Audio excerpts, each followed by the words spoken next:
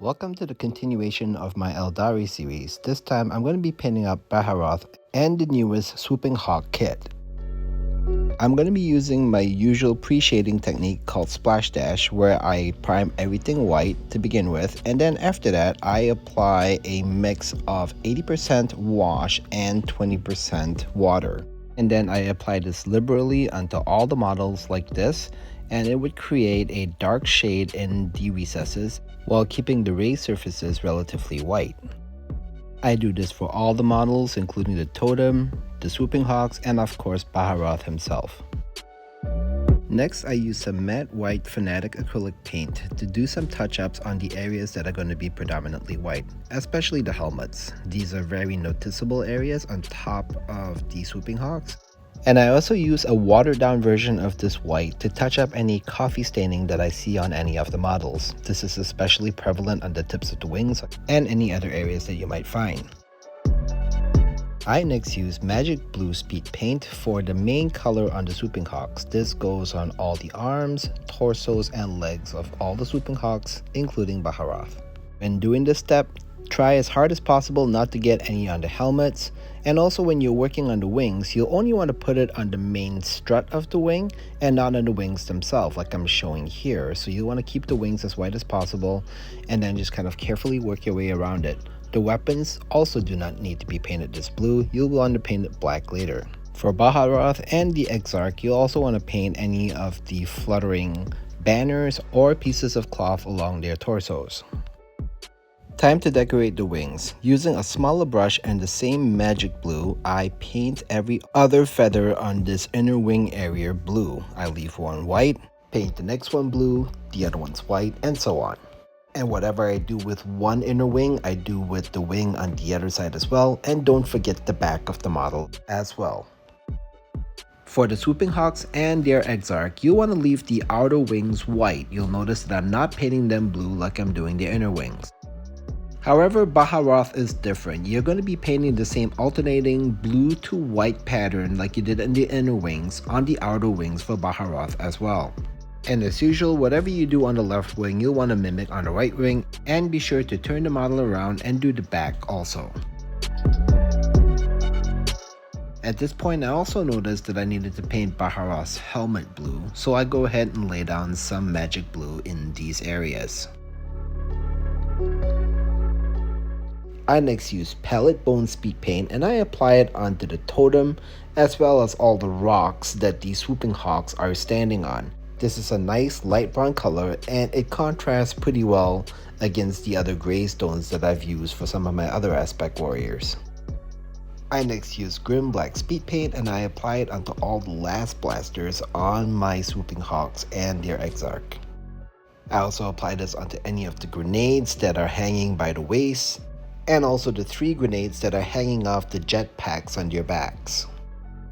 I also painted any of the pouches or holsters on their waist black, and there are also straps running along the waistline. I paint those black as well. I also paint this area of the faceplate black. I paint the middle section and then also the 2 little mandibles on the sides. Now, at any time while you're applying speed paints, you can always break out some matte white and do some corrections. Like for instance, I overpainted onto all these areas here, so I just go back with some white and just touch it up before the next step. These are usually areas that I'm going to be applying different speed paint colors in the coming steps. My craft roll army is built on, and the one thing I do to unite the entire army is to add some green onto any of the models that I have. And for the swooping hawks, I'm going to use the same orc skin speed paint, and then I'm going to be applying it onto the inner wing. Where I left it white, I'm going to actually be painting it green. On the box, this shows as yellow, but since I'm trying to unite it with the rest of my army, I actually apply green in these areas instead of yellow. Another area that gets this orc skin color are going to be on all the armbands. I also make this area green. Of course, this step is completely optional. I just do this as kind of a unifying factor. You can do it the same with any of your craft world color choices, but then of course you can also follow what the box does and paint it yellow. It's worth noting for Baharroth, I only do this alternating colors on the inner wings. The outer wings, I actually leave it white and blue all the way through. I carry this green color onto the plume of his helmet. I apply some on the middle section of it, making the top portion a little bit darker green by applying a little bit more of the speed paint. And then I come back with magic blue and I blend it into the green while it's still somewhat wet. And then at the very top, I make the blue a little bit darker on the top, and it gives it this blended effect right here. For the plumes on the Exarch's helmet, I alternate between magic blue and orc skin, one after another all the way down. For the easy button on Baharroth's sword, I'm going to be using this color shifting paint called Ice to Never by Turbo Dork. And I'm going to be applying it about 2 to 3 layers onto his sword like this, and after it dries, it will have a nice shimmering metallic look. Moving on to acrylics, I use Greedy Gold metallic acrylic paint, and I apply this onto all the tiny trinkets on the Swooping Hawks and also on the Exarch. This center torso area gets some gold. I also paint this symbol on his helmet gold as well. These 2 crests on his lower torso also get gold. I also put some Greedy Gold onto the hilt and pommel of Baharroth's sword. And then I put some on his center torso area right here. Also on these small areas on the lower torso, on Baharroth's helmet, and any trinket that is hanging off his waist.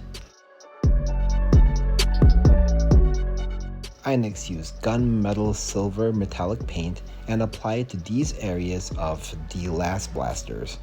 These are little pipes that connect the arm to the last blasters, and also there are little pipes along the sides of the helmets. Those get silver also. I apply the silver onto the same areas of Baharroth, and his faceplate also gets silver. I also applied a little bit of silver in this area of his sword just to give it a little bit of difference of color. I next switched to pure red Fanatic acrylic paint, and I apply this onto all the soul stones on all the Swooping Hawks. I apply this with a slightly smaller brush for more control, and then there's also a gem on the top of the Exarch's helmet here that gets red. For Baharroth, I put red in these areas, and it's a lot more than what I would put on the Exarch or the Swooping Hawks, just to make Baharroth stand out a little bit more so that you know he's a more important figure on the table. I next switch to my smallest detailing brush, and I apply this red into the eye sockets or the lenses on the helmets. Now you want to apply this very carefully without painting into the black areas or the white areas of the helmet. Make this as neat as possible. This will make your models look very crisp. As one of the finishing touches, I go back to Grim Black, and I've noticed that I did not cover these straps on Baharroth and also on the Exarch right here. The black lays over the blue and gives it a finished look.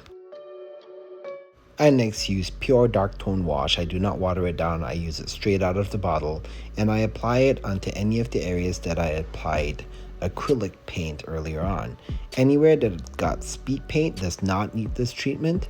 This will just give the acrylic colors a little bit more depth and give it the 3D look that these models need.